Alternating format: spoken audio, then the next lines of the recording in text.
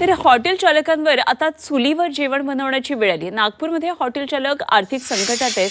Gas टंचाईमुळे hotel चालकांचं मोठं नुकसान होतंय.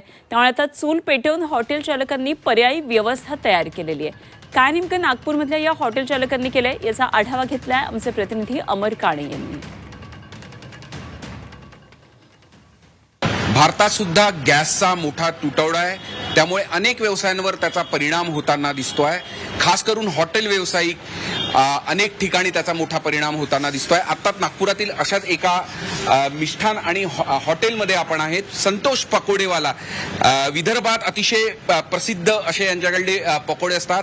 दिवसभरात हजारो लोक येऊन इथले पकोडे घेऊन जातात, पण त्यांच्या व्यवसायाला थेट फटका बसत आहे. संतोष भाऊ, इतक्या वर्षापासून व्यवसाय करतात, परत अशी अवस्था येईल किंवा वेळ येईल आपल्याला असं वाटत होतं? नाही, असं कधी वाटलं नव्हतं. जवळपास आम्हाला 23 वर्ष झाले.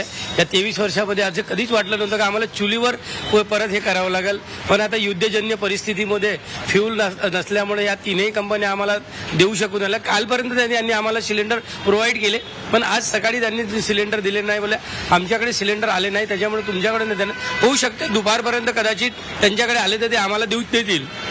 किती साधारणपणे रोजचे सिलेंडर लागायचे आणि आता काय परिस्थिती? मला रोजचे 10 सिलेंडर लागत होते, पण दोन मधल्या ह्या 7-8 दिवसापूर्वी मला 2, कधी 3, कधी 1, कधी असं तीनही कंपन्या मिळून मला 4-5 सिलेंडर देत होतं आणि माझं काम मागत होतं. झी मीडियासाठी व्हिडिओ सत्नशी सातपुतेसह अमर काणे, नागपूर.